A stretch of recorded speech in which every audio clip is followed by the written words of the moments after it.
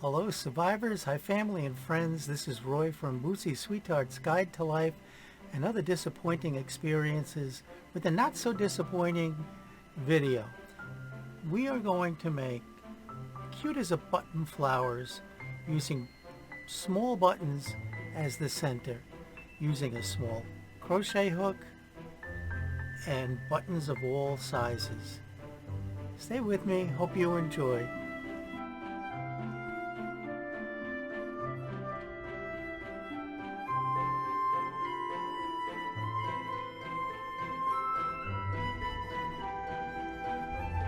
Well, I don't want to make this more difficult than it is, although you'll have to put your eyes on for this one if you want to make something this small.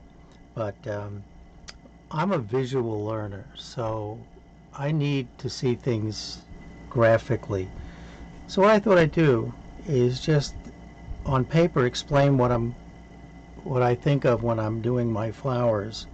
And this is one of the most simple flowers um, you can make. The challenge is, of course, to make them very small. So, I mean, here is a dime. This is my finger here. Look how tiny it is. This is the same button. So, to me, being a graphic learner, I have to do pictures and diagrams. So here's a button. And what we actually do, it's easy. And for you, experience, you know exactly what's happening. We pull up a loop from the back, and then all we do is chain the right number of stitches. You'll have to practice this depending on your tension and the hooks you use and the kind of yarn you're using. But for this argument's sake, let's say it's 4. And then you go to the next hole, pull up a loop, travel to the next hole. I put these little guidelines on to help me. There's another loop, and so on. And then you wind up with something that looks like this. The next thing you want to do is attach with a slip stitch to this first chain. So these are all chains. This is my idea of crochet stitch diagram symbols. You wouldn't know that I was a draftsman at one point. Long since forgot that. Then we want to make the petal high, so we're going to chain 3. And here we're going to put a double crochet. I can spread these out a little more. Another double crochet. And you're going into, not the stitches, you're going into the loop that this creates. Not the stitches. And here we have 3 chains to get down, back down. And this is 1 petal. So what happens in the end is you have a petal in between these 2 loops, another petal, 3 chains, 2 double crochets, and you'll see when we get to the end of each petal, you come over here and do a slip stitch here. And you wind up with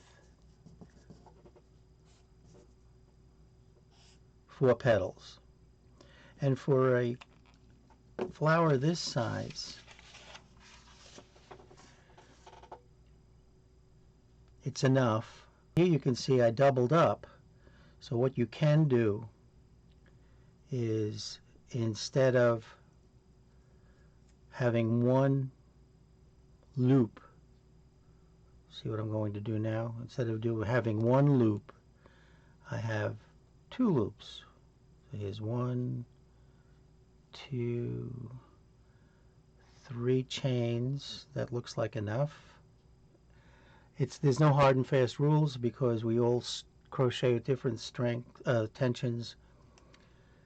So this particular hook goes into this hole pretty well.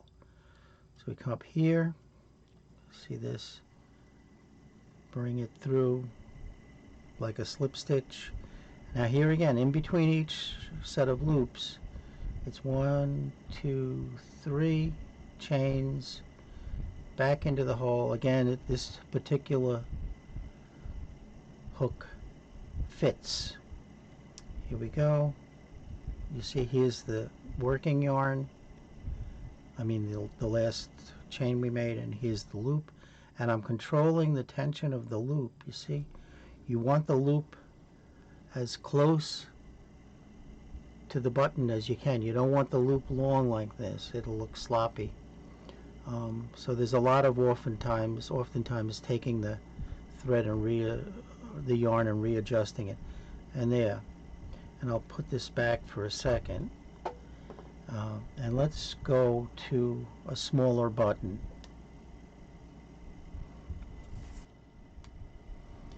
This button looks like a good size for what we're doing. Let me just move everything out of the way so it's not distracting. They're so much fun to make, and you have so many uses for them. And because they're flat, you can use them on flat projects, two-dimensional projects like journal covers, packaging for gifts, all kinds of applications for this. Let's see, this is going to distract. I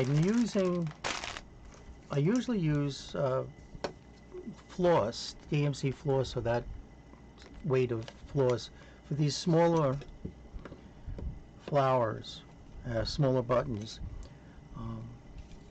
It's just easy to work with. The floss, though, it has the strands, the 6 strands, and that can be a bear to work with sometimes. So this is more like what they call a craft cord. So it's the kind you make the friendship bracelets with. It has a better wrap to it, a better twist to it, and that's what I use usually. Now, here's the issue. This hook, which I'd like to use, does not fit through the hole. So on occasion, you'll have to use 2 hooks, or if you really, I don't know, masochistic, you'll use the tiny little hook. I don't know if you can see this. It is tiny.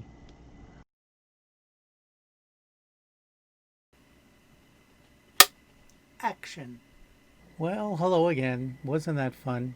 What happened was I finished my flower completely, did the whole demonstration, only to find out that it was very difficult to see the detail because everything was so small and the camera was a little too far away. So I've moved the camera down and decided on a couple of changes. This is the same button that I was started with, same exact button. The only changes I'm going to make is I'm not going to use the floss. I'm going to use a slightly thicker yarn. It's a cotton yarn. It has less of a twist, so it can be it can split a little easier. And the other issue is this teensy tiny hook, which led me to believe that nobody could see anything I was doing, is going to be put aside. I found a hook that just fit in the buttonhole because the hook that I wanted to use does not fit. So let's get to this project finally, if I can find the end of my yarn. So this is really take 3. I've had some bumps in the road and I'm going to try to get through this in one swell foop, as they say. So I'm picking up the button and I have a long loop, a nice long loop. Putting the smaller hook through one of the holes in the button. Pull that loop through the best you can and give yourself some slack in that loop. Grab the other hook that you're going to use and pull both strands from the back through that loop. Okay, tighten it up. Now I'm going to lock in that thread, the two threads, by doing another slip stitch. Ooh, now see that got very long here. Can you see that loop got too big? I'm going to stop for a second and make that loop smaller. The loop that goes from the buttonhole to the edge. And now I'm going to pull the two threads from behind through. Now that was a slip stitch, but I'm going to count it as one chain because I'm going to travel now to the next buttonhole. I travel with two more chains. Now I counted the slip stitch as a chain. Take out the bigger hook, put in the small hook, go through the hole, grab up the yarn from the back, make sure you have sizable loops. See, they're pretty big loops. So here's a loop in the front and the loop coming through the hole. Pick up the back loop, pick up the front loop, pull it tightly, and then we're going to do a slip stitch. So what we have now are two loops coming through the buttonhole and the equivalent of 3 chains in between. Okay, this bulk here will get hidden and you'll see in a little while how that works. Okay, another 3 crochet chains, 1, 2, 3. Put down your big hook, pick up the smaller hook, go through the hole, the next adjacent hole in the button. That hole was actually smaller, I could feel it. Pull through the loop. I'm adjusting it, see, with my finger. Now I have 2 loops. The one that ends the chain 3 and the one that came through the back. Slip stitch them together, and again just gently pull the yarn if the loop was too big. This one looks fine, see it? It's not too big. Chain 3, 1, 2, 3. Place, give yourself a nice loop. Pick up the small hook. See how that twisted? If you can, try to have that not twist. It's okay if it does, it won't affect it that much. It's a small button. Now we're in the last hole. Go through the hole, gently pull through the thread. Again, we have 2 loops. Pick up your bigger hook. Okay. I'm tightening a teeny bit, makes it easier later on. Grab the yarn from the back, make a slip stitch, chain 3, 1, 2, 3. So what we have are 1, 2, 3, 4 sets of chain 3s and 4 loops in the button. Come over now to where we started, and here is that first chain. Here's that first chain. Any place you can get the hook through, So there was a television crocheter named Robin Chizzulo. She was on Knit and Crochet Today, and she's so talented. But her advice is, if you can't find the hole you're supposed to, stick it through a hole and pull the yarn through. So I'm pulling the yarn through that first, I hope this is making sense, that first loop, or if you can get it in the first chain above the loop, fine. And then pull the yarn through. Okay, like that, can you see? And slip stitch. Now we're going to put the little hook aside. We don't need that anymore because we're not going in the holes anymore. But we're going to go through the spaces made by those chain threes. And to get there is to go into that space, the first space, draw up the yarn, pull through to make a slip stitch. Now we're in that space. The petal is going to be 3 chains high, chain 3. The middle is going to have 2 double crochets. Yarn over, go into the space, pull up the yarn, you have 3 on your hook, pull through 2, pull through 2, repeat that, yarn over, go through that space, pull up, we have 3 loops on the hook, pull through 2, pull through 2, so now we're left with the chain 3 to get the height, the 2 double crochets to get the width, and now we have to get back down to the base of this, the chain 3 space. We're going to chain 1, 2, 3 to match the chain 3s that started. We're going to slip stitch into that chain, same chains 3 space. Oops. And there we have the first petal. Now we're going to the second chain 3 space. And the way to get there is to make a slip stitch into that space. Just make a slip stitch. Now we're in there.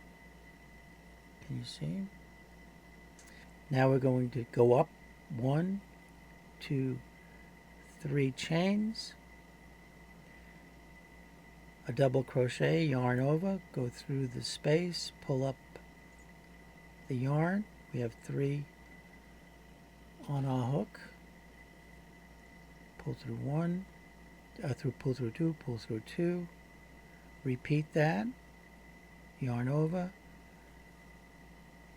through the space, pull through 2, pull through 2, chain 1, 2, 3, and anchor it to the base. Now, what you'll see also, which is helpful at some point, is because we went through the space and not through stitches, this is kind of movable, so you can adjust it like you can in any crochet pattern. And there are 2 of the petals.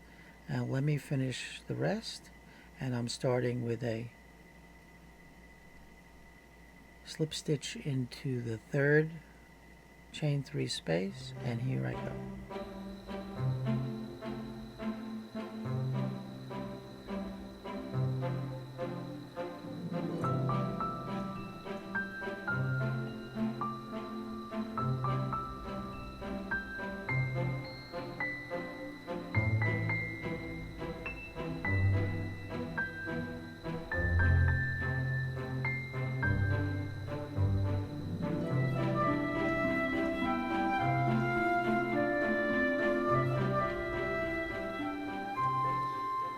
So that's the last chain 3 to bring us down to the base.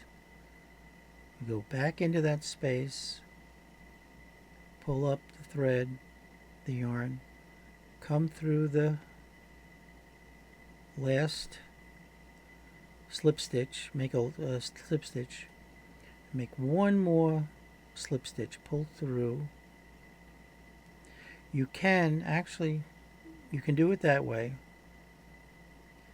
That will leave a little bit of a space here. So what I'm advising you to do, if you can,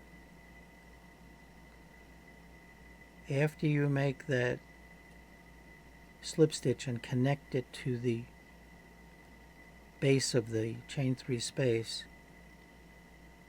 come over here to where you started and see if you can get into that first slip stitch if you can. If you can't, take Robin Chizulu's advice. Stick the needle in and pull the thread from wherever you can get it. Pull this and chop. And here's our flower. Now, you've got, like any crochet, you've got to fuss with it.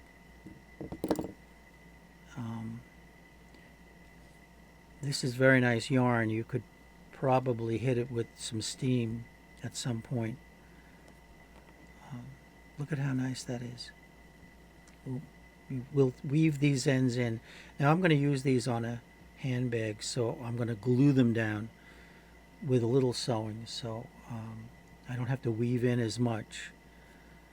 This was fun yarn to work with. I don't recommend it though. I think it's the sugar and cream. I'm not sure. It doesn't have a label on it. And there's the flower. So now I'm going to return you to the previously recorded ending to this video. So what I had suggested in the beginning is to take, if you can, a bigger button like this and double up on the loops. So what did I do here? Did I do chain 3? Yes, I think I did. 1, 2, 3, traveling to the next hole. Looks like that. Into the last hole. Bring the loop up. Keep it close to the button. Tie those two together with a slip stitch. Travel 1, 2, 3, but instead of going to the next hole, I'm going to stay in that hole. Pull it through. See how we got it? Tight. Pull through 2. Travel 1, 2, 3. So now what we have are one set of 2, 2 sets of 2, 3 sets of 2, 4 sets of 2, and we're traveling over to the beginning and closing up the circle. Now see, I'm going under those 2, under the loop of the first round. Pull through to make a slip stitch.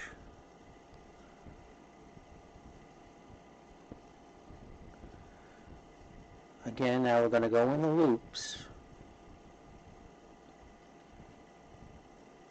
Slip stitch, chain 3. 1, 2, 3. I'm going to do the 2 double crochets. 1, 2, 1, 2, 3 chains attached to the base. Uh-oh, never mind, I picked up a, see how that the yarn split there? Be careful of that. I don't know if you can see that over here. Oh, it doesn't show up well. Slip stitch into the base, slip stitch into the next neighboring petal, chain 3, the loop, chain 3, 1, 2, 3, double crochet, 1, 2, double crochet, yarn over, pull through 2, pull through 2, 1, 2, chain 3, back to the base. This is fun for me. I don't know. Hope it's fun for you.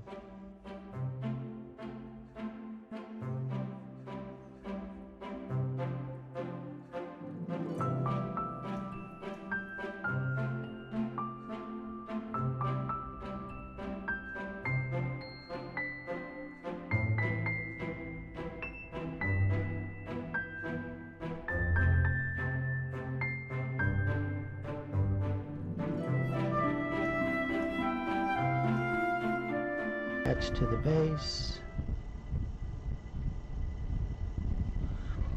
Now here I want to attach, if I can, to that where that first loop came up, if I can, without splitting the yarn.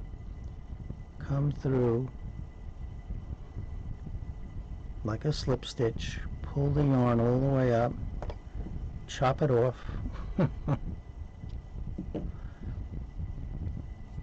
And instead of 4 petals, we have 2, 4, 6, 8 petals. And it's exactly the same. Here's one with 8 petals, that's smaller. This one was so small, I don't think I could get this hook back in. Actually, I didn't use this hook. Ooh, it went through. Well, I'm not going to do that now. So I hope this made some sense to you, because it's a very versatile motif. And when you start playing with them, you can stack them, decorate the centers with beads, which I'll do. I like this because they alternate, you see. So I hope you enjoyed this little demonstration. I don't call my videos tutorials because you see that I'm learning along with you. I think sometimes the best instructor is a mistake. In that case, I have one of the best instructors in crafting. So please stay well, stay smart, stay healthy during these stressful times. Try some of these flowers. Let me know how they work for you. Tell me how you use them. And if you like this sort of thing, come back. I'll have some more adventures. I'm going to do some car trips on Long Island and sort of broaden the interest base to the channel. So there's a little something for everybody. Anyway, again, until the next time, bye for now.